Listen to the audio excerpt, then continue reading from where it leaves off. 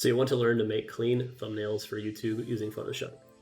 I'm going to walk you through a few steps that I do in all of my thumbnails that I believe improve the visual aesthetics and make it more attractive to the eye. First things first, we need to make sure we have the correct size set for the thumbnail. For YouTube, you want to use a width of 1280, height of 720, and then I like to use a black background, doesn't really matter. And then we'll click create. So we get this blank black canvas here.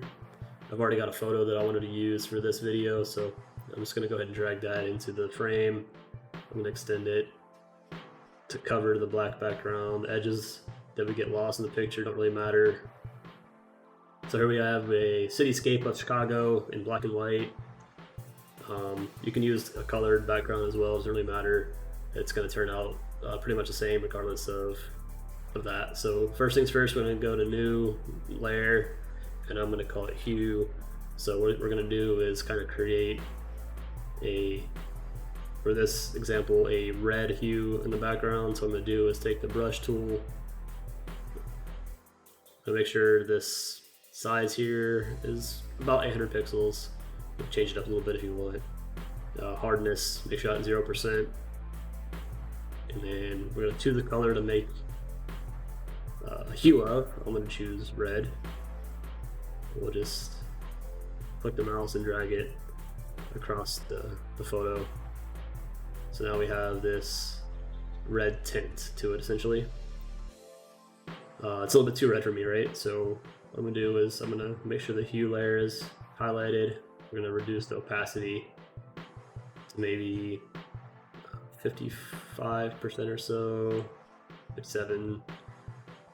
Looks good to me. And then from there, what we'll do is create yet another new layer. For this, we're going to call it light. And still using the brush tool, gonna go pick a color. I'm gonna go with white because it's a light source. So this is good for creating a way to develop a reason to have a shadow, if you will. So for this example, let's pretend there's a sun up here in the corner. So I'm going to take the brush tool in the corner, I'm going to click, so it looks like we have, you know, this light source up here on the right. And then we're going to create one more new layer. We'll call this shade. Essentially, anywhere there's not a light source, we're going to change our color to black, still using the brush tool. We'll highlight everywhere else on the edge of the frame.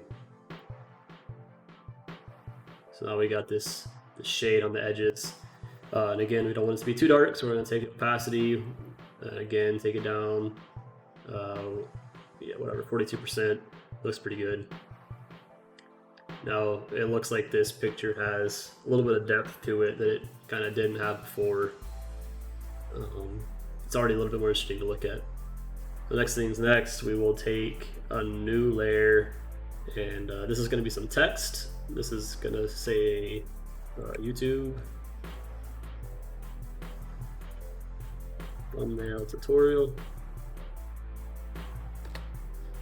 So we'll take our text tool, start top right, just drag down, create the text box. I am using a text called Urban Jungle, which I downloaded from thefont.com, link in the description below. But I chose this because it kind of fits with the theme of the background, cityscape, it's urban, so I chose it, Urban Jungle. I'm just going to type the words YouTube, push enter a few times, thumbnail tutorial.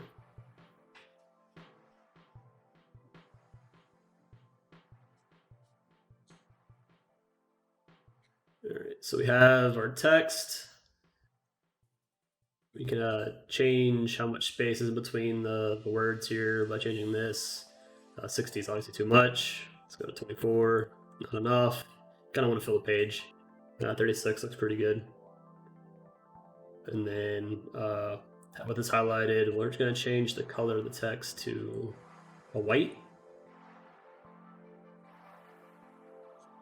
Okay. Now you can tell that the text kind of blends into the background. You can't really tell what it says, especially the word thumbnail, because of the buildings. So how to fix this is we'll make sure that that layer is highlighted. Go up here to layer. We'll do layer style. We're going to go to stroke. And you can see right off the bat that it outlines the words in a black lining. So you can change the size of that black line by changing this, increasing the slider, things like that. I don't want it to be too thick. I think 5 was fine. So I'll keep it at 5 and make sure the position on the outside. So if you do it on the inside, it might look something like this. Do it on the center, it looks something like this. So I'm going to keep it on the outside, blend over normal, and we'll keep the opacity at 100%. You can experiment with the color that you want to have on the stroke on the outer edge. Obviously white's not going to work, but for this video let's keep it black. Nice and simple. And then what we're going to do is also add a drop shadow, the last option of the layer style. So you have these options here for blend mode. Again, normal, want the shadow to remain black. For opacity, you can, it's up to you, it's your taste. I'll keep mine at 65%. For the angle, what I want to do is kind of make the drop shadow go opposite of where the light source is, right? So the light source is up here to the top right. So I want to change the angle of the shadow to be, to the bottom left, right? So 45 degrees, or you can make it more like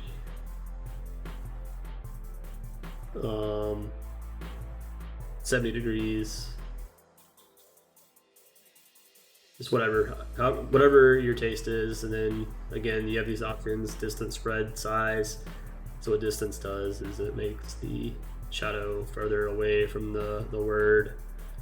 Spread, this is what spread does. And then you got size, which does something like this. Spread and size are kind of similar in their effects. So we're just gonna go 45, 45, 45 down the line there, and this is kind of how it turns out. But again, it can be changed to however you want it. We'll click OK. So now we got shadows, we got the outer stroke. If you want, you can also go do, an outer glow. And because we have this red tint to it, maybe we'll want to do a red outer glow to it.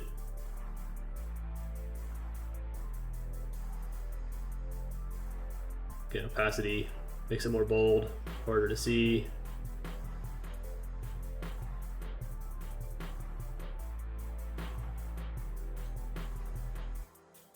Spread and size, does similar things as the drop shadow.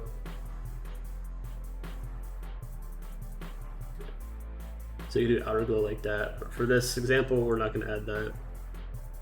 I'm just going to simply keep it as it is. Alright guys, that wraps up this YouTube thumbnail tutorial. Please let me know in the comments if it helped you out. And if it did, also consider leaving a like and a sub. It would help me out quite a bit.